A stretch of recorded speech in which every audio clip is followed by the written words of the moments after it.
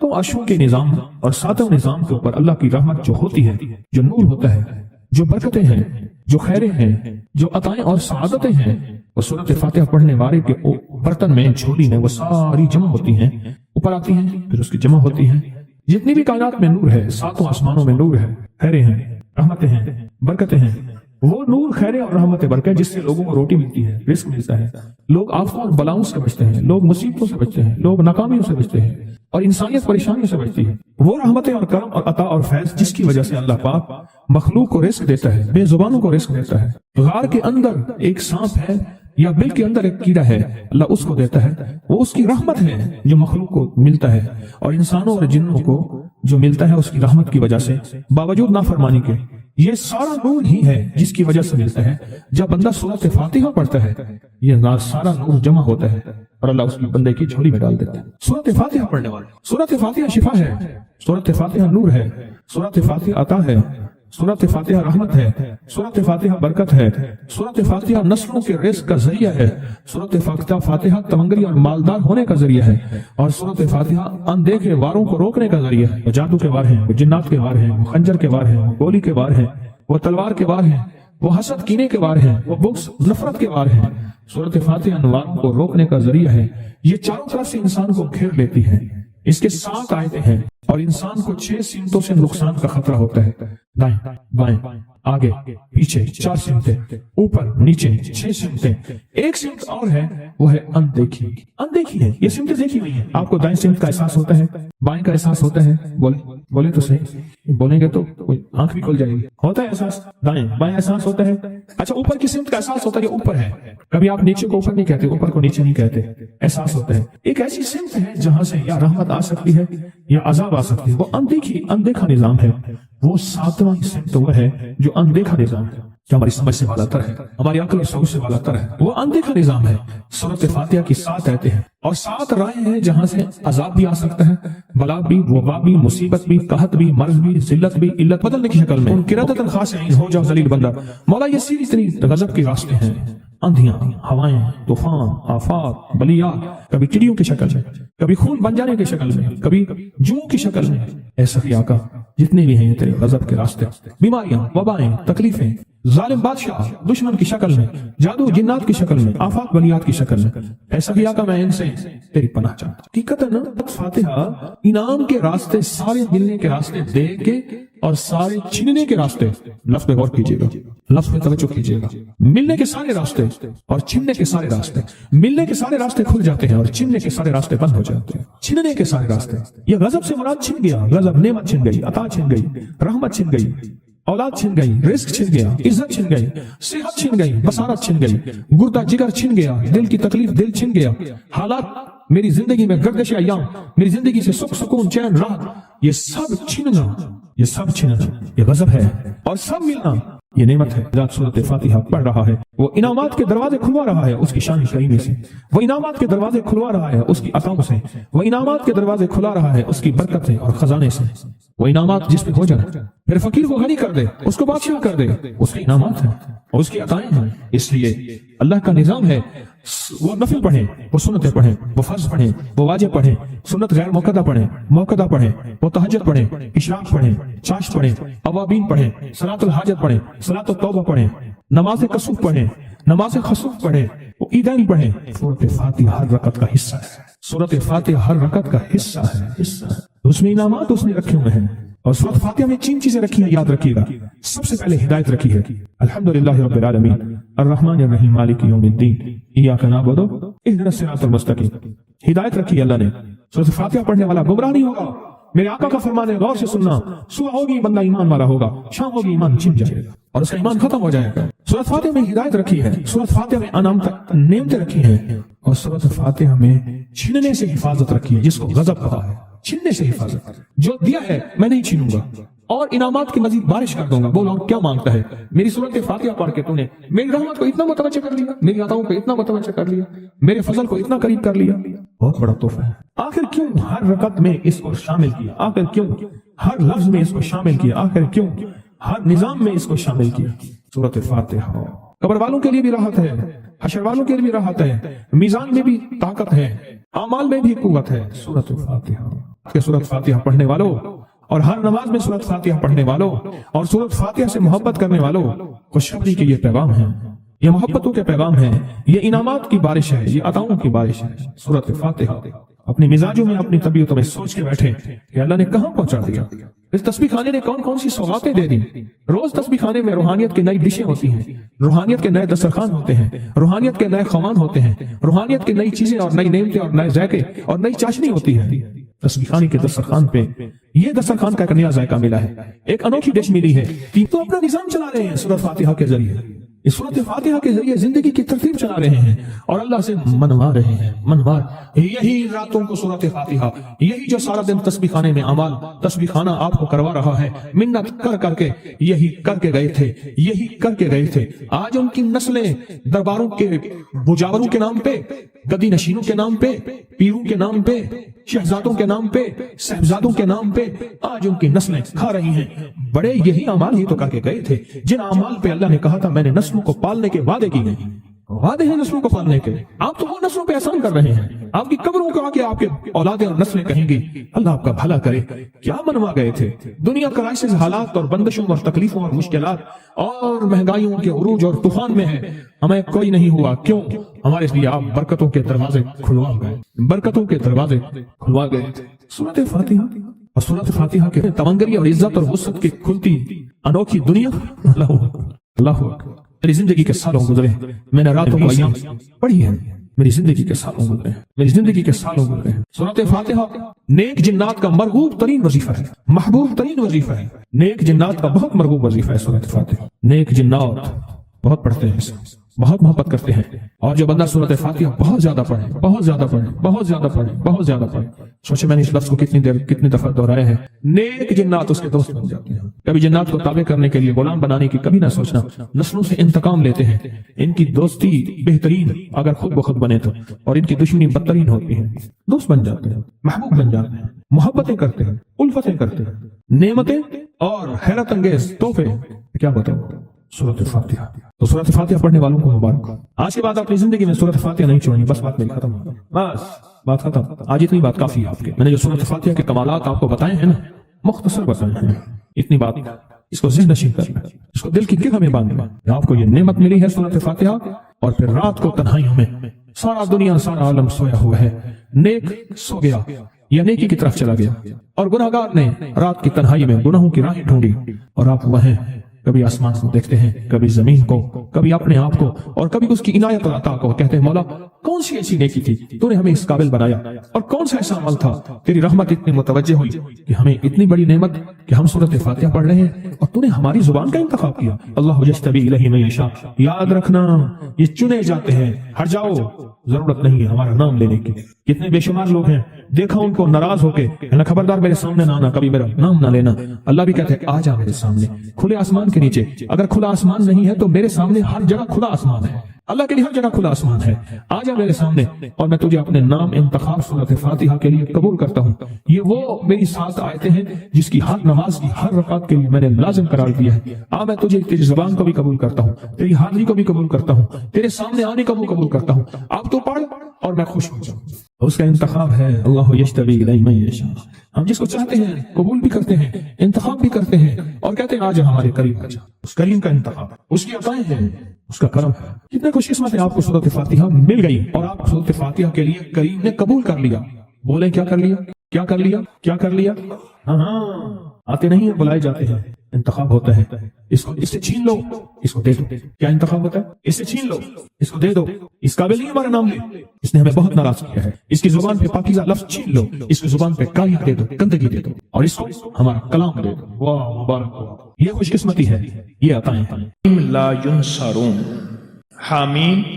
قرآن میں حروف مقطعات جتنے بھی آئے ہیں، نون، کاف، ہا، یا، عین، صاد، الف، لام، میم، حامیم، عین، سین، قاف آئے ہیں، جتنے بھی آئے ہیں ان میں حامیم سب سے زیادہ آیا ہے، اور ایک جگہ ہے کہ 7 بار آیا ہے۔ حامیم سب سے زیادہ آیا ہے، حامیم سب سے زیادہ آیا ہے۔ اور یہ وہ لفظ ہے، میں آپ کو ایک چھوٹا سا نقشہ کھینچتا ہوں، میری طرف دیکھیے گا۔ 7 میل سے زیادہ لمبی اور ایک خندق ہے، پتھر ہی پتھر ہیں، بے بسی، بے کسی، فقر، فاقہ، پیٹ پہ پتھر اور کدالیں نہیں، آدمی نہیں، اور ایک طرف سارے کفار کی فوجیں ہیں اور یہ خندق کھودی جا رہی ہے۔ اور غزوہ خندق میں میرے آقا کائنات کے سردار سرور کونین صلی اللہ تعالی علیہ وسلم پہ 2 پتھر بندھے ہوئے، یہ حالت ہے۔ اور اس حالت میں میرے آقا نے ایک لفظ فرمایا، یہ پڑھو۔ اگر اتنے حالات آئیں اور کہ آخر ہو جائے، اتنے حالات آئیں کہ آخر ہو جائے، اس حالات میں بھی اگر آپ زندگی کا سبق اور پیغام پانا چاہتے ہیں تو حامیم لا ینصارون کو اخیر کر لیں پڑھنے کی۔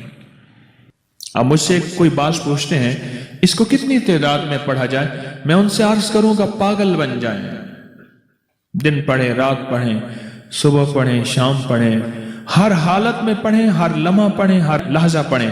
عورتوں اور بچوں کے لیے میں اس کے تھوڑے سے فائدے بتاؤں گا، جس کو آپ کو توجہ دلاؤں گا، تھوڑے سے فائدے بتاؤں گا حامیم لا ینصارون کے۔ ایک تو سب سے بڑا فائدہ یہ ہے کہ میرے اللہ کے نبی کا فرمان اور وظیفہ ہے، اس سے بڑا کوئی فائدہ نہیں ہے۔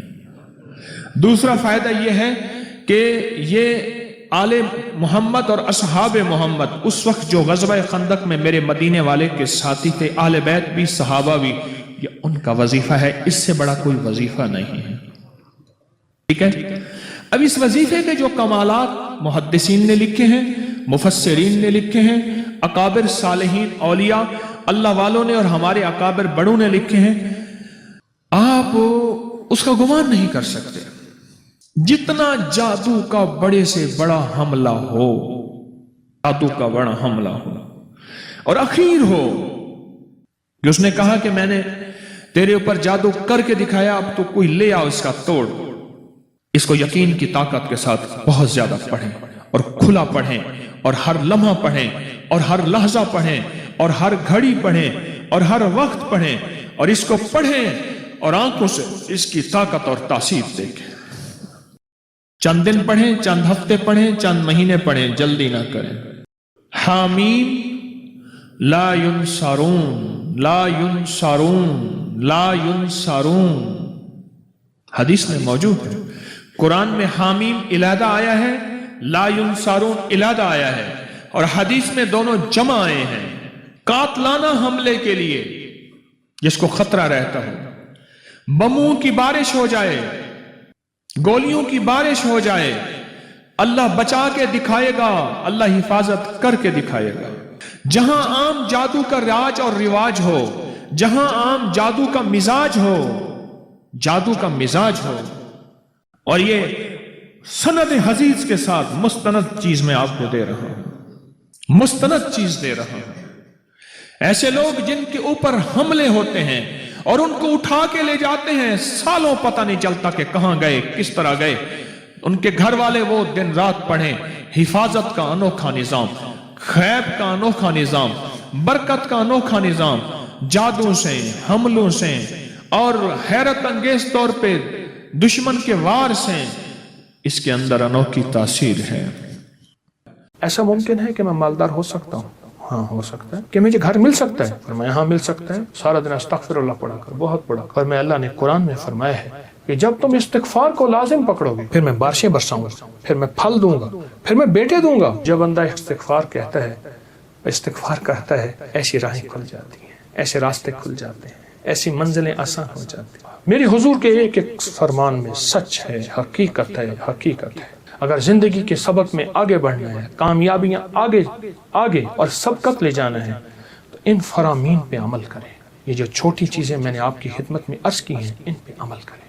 آئیں پھر ایک اور چیز بھی تحفہ دیتا ہوں، حضرت امام حسن کا، یہ وہ گھرانہ ہے اہل البیت کا جن کی برکتوں سے معاشرے کو، زمانے کو دنیا بھی ملی، دین بھی ملا، عشق بھی ملا، حرمت بھی ملی، عزت بھی ملی، وقار بھی ملا، مانگنا بھی ملا، رونا بھی ملا، اشک بھی ملے، آنسو بھی ملے، اور اللہ کے خزانوں سے لینے کا مزاج بن گیا۔ اللہ سے لینے کا مزاج انہوں نے بنایا۔ امام حسن بیٹھے تھے جو حضرت امام حسین کے بڑے بھائی تھے رضی اللہ تعالیٰ سلام اللہ رضوان اللہ تعالیٰ علیہ اجمعین. تو آپ کی خدمت میں ایک شخص آیا, کہا کہ فصل جو ہے وہ میری بہت زیادہ اس کے کھجور کی بارش ہی نہیں ہے, اور میں نے کچھ جو بیے ہوئے ہیں, کچھ فلاں چیز ہے, بارش ہی نہیں. بارش کی دعا فرما دے. پھر میں دعا کرتا ہوں تو ایسا کر, سارا دن استغفر اللہ پڑھا کر, استغفر اللہ استغفر اللہ استغفر اللہ استغفر اللہ. وہ چلا گیا. ایک اور آیا, یرسل السماء علیکم مدرار, بارش. ایک اور آیا, کہا کچھ بھی نہیں ہے. ایسا ممکن ہے کہ میں مالدار ہو سکتا ہوں؟ ہاں ہو سکتا ہے. فرمایا سارا دن استغفار کیا کر, استغفر اللہ استغفر اللہ. ایک اور آیا, کہا گھر نہیں ہے, جھونپڑا بھی نہیں ہے, کہ مجھے گھر مل سکتا ہے؟ فرمایا ہاں مل سکتا ہے. فرمایا کیا؟ میں استغفار کیا کر, سارا دن استغفر اللہ پڑھا کر, بہت پڑھا کر. ایک اور آیا, اس نے کہا میں چاہتا ہوں میرے باغ ہوں اور میں باغات کا مالک ہوں, مجھ جیسا فقیر تنگ دست ایسا ہو سکتا ہے؟ میں ہو سکتا ہے. میں کیا؟ میں استغفار کیا کر. جو سائل آ رہا تھا اسے استغفار بتا رہے. جب سارے سائل چلے گئے تو غلام نے پوچھا, آقا آج آپ نے ہر بندے کو استغفار ہی بتایا ہے, کیا وجہ ہے؟ اور میں اللہ نے قرآن میں فرمایا ہے کہ جب تم استغفار کو لازم پکڑو گے, جب استغفار کو لازم پکڑو گے, پھر میں بارشیں برساؤں گا, پھر میں پھل دوں گا, پھر میں بیٹے دوں گا. اس میں ایک سائل وہ بھی آیا تھا جس کی اولاد نہیں تھی, اسے بھی فرمایا استغفار کر, اور اس نے میاں بیوی نے خوب استغفار کیا اور اپنے بیٹے عطا. مدرارا بے اموال و بنی, انہارا, بیٹے, نہریں, نعمتیں, میوے, رزق. استغفار.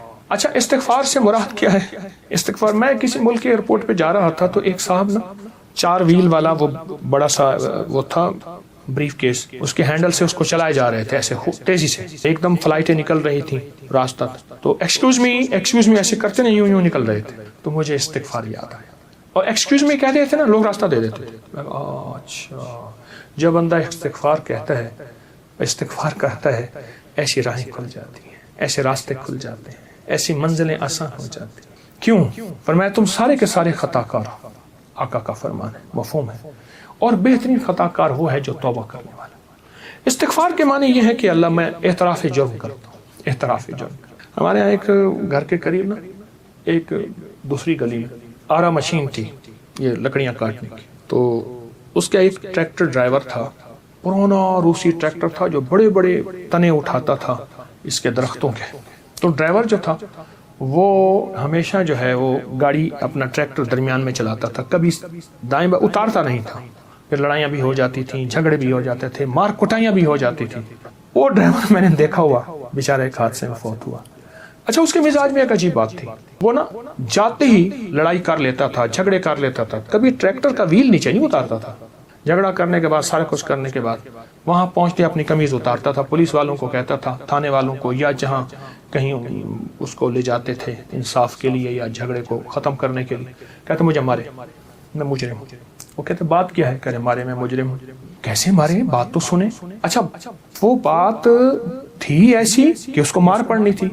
جب وہ کہتا تھا مجھے مارے تو مار پڑتی ہی نہیں تھی. کیوں؟ اس نے آتے اعتراف جرم کیا. جو استغفار کرتا ہے وہ سارا دن جرم کا اعتراف کرتا ہے, مولا میری تنہائیاں بھی داغدار ہیں, میری آنکھیں, میرا دل, میرے جذبے, مولا میری دن رات سارے داغدار ہیں, مجھے اپنی پستی پہ شرم ہے, مجھے اپنی پستی پہ شرم ہے, تیری وسعتوں کا خیال ہے, پر اپنے دل کو میں کیا کروں, اسے پھر بھی شوق وصال ہے, یاد میں تیری سب کو بھلا دوں, کوئی نہ مجھ کو یاد رہے, کچھ تجھ پہ سب گھر بار لٹا دوں, خانہ دل آباد رہے, نظر سے اپنی سب کو گرا دوں, فقط تجھ سے فریاد رہے, یار رہے یا رب تو میرا, اور میں تیرا یار رہوں, ہر وقت ذکر و فکر میں تیرے مست رہوں, سرشار رہوں, ہوش رہے نہ مجھ کو کسی کا مگر میں تیرا ہوشیار رہوں. ہاں یہ استغفار ہے کہ مولا مجھ سے بڑا کوئی دنیا میں مجرم ہے ہی نہیں, میں نے اپنے جرم کا 100% اعتراف بھی کرتا ہوں, مجھ سے بڑا کوئی مجرم نہیں. جب بندہ اس جذبے پہ آتا ہے پھر اللہ کے خزانوں سے اس کے لیے حیرت انگیز برکت, رحمت, رزق, عزت, وسعت, عطا, شفقت اور رحمت کے دروازے کھلتے ہیں. تو یہ شہداء کی یادیں ہمیں مانگنا بھی دیتی ہیں, مانگنا بھی سکھاتی ہیں, اللہ کے خزانوں سے لینا بھی سکھاتی ہیں, اور یہ شہداء کی یادیں ہمیں بہت ایک راستے اور منزل دیتی ہیں. میں سن 2000 تک 2002 3 4 تک غالباً اسلام آباد میں ملاقاتیں کرتا تھا لوگوں سے. وقت مقرر تھا، جگہ بھی تھی۔ ایک صاحب وہ ہر دفعہ آتے تھے، مریض آنے کا نہیں ہے، وہ ICU میں اور گزشتہ 2.5 پونے 3 سال سے کومے میں ہے، بے ہوش ہے، نہیں آ سکتا، آپ دیکھ لیں۔ میں گیا تو مریض کو دیکھا تو بالکل بے ہوش پڑا ہوا ہے، بہت بڑے اپنے شعبے کے بڑے تھے وہ شخص، ملک بھر کے بڑے لوگوں میں ان کا شمار ہوتا تھا۔ میں نے دیکھا نا، اسے کہنے لگے، کوئی کہتا ہے جادو ہے، کوئی کہتا ہے مرض ہے۔ 2.5 سال سے خاتون پڑی ہے، اس کو ہوش نہیں آیا، نہ زندہ ہوتی ہے نہ مرتی ہے۔ اللہ کی طرف سے میرے دل میں کچھ اللہ نے چھوٹا موٹا جو اپنے علم میں سے علم کا ذرا عطا کی ہے، اللہ کے پاس تو علم کے خزانے ہیں۔ میں نے کہا اس کے لیے استغفار کریں اور ایک پوری کی پوری ٹیم بٹھائیں، کوئی مخلصین کی ہو جو استغفار کرے اس کے لیے، اور استغفار یہ کرے کہ اللہ تو اس کی روح اپنے پاس لے لے اور اس کو موت دے دے، بس استغفار کریں۔ اسے کہنے لگے موت؟ میں نے کہا سچ تو یہی ہے جو میری سمجھ میں آئی ہے، میں اپنی سمجھ کا دعویٰ نہیں کرتا۔ کچھ عرصے کے بعد وہاں کی ایک خاتون آئی، نرس، ریٹائر ہونے کے قریب تھی، تسبیح خانے سے اس کی نسبت کہ پتہ چلا کہ حضرت آپ آئے تھے وہاں، مجھے پتہ چلا میری ڈیوٹی فلاں ٹائم کی تھی، آپ فلاں وقت میں آئے تھے، میں دن کو گیا تھا، اس کی نائٹ کی ڈیوٹی تھی، رات کی۔ میں نے پوچھا کیا ہے؟ مجھے تو وہ خاتون کسی پکڑ میں نظر آئی ہے۔ مجھے کہنے لگی حضرت ہم بول نہیں سکتے، بڑے لوگ ہیں۔ اس کی ایک ملازمہ، اور اس کی ملازمہ کا بچہ تھا، گھر میں کام کرتی تھی، اس کے بچے نے اٹھا کے کوئی چیز کھا لی جو اس کے دسترخوان پہ پڑی تھی۔ اس کو غصہ آیا، اندر گئی تو وہ چمٹا جس سے روٹیاں الٹ پلٹ کرتے ہیں گرم، وہ چمٹا اٹھا کے ملازمہ کے بچے کی زبان اسے کھینچی، اس کی زبان جل گئی، بیچارہ چیختا رہا، ماں اسے لے گئی، معافیاں مانگتی رہی ماں۔ بس کچھ ہی عرصے کے بعد اس کے سر میں درد ہوا، اور سر میں درد کے بعد بے ہوش ہو گئی، اور آج تک ہوش میں نہیں آئی۔ اللہ کے نبی علیہ السلام میرے کملی والے فرماتے ہیں میں 70 دفعہ صبح اور 70 دفعہ شام استغفار کرتا ہوں۔ نبی پاک معصوم تو فرماتے ہیں میں 70 دفعہ صبح، میں 70 دفعہ شام استغفار کرتا ہوں۔ وہ استغفار بنیادی طور پہ میرے آپ کے لیے ہے، وہ استغفار بنیادی طور پہ میرے آپ کے لیے ہے، مجھے بتانا ہے، آپ کو بتانا ہے، امت کے لیے کرنا ہے۔ اور اگر استغفار ہماری زندگی سے چلا جائے، نکل جائے، تو زندگی میں واقعات آتے ہیں، مشاہدات آتے ہیں، مشکلات اور پریشانیاں آتی ہیں۔ توبہ استغفار، توبہ استغفار۔ اس استغفار کی انسان کو ضرورت ہے، میت کو ضرورت ہے، بچوں کو ضرورت ہے، اولاد کو ضرورت ہے، موجودہ نسلوں کو ضرورت ہے، آنے والی نسلوں کو ضرورت ہے۔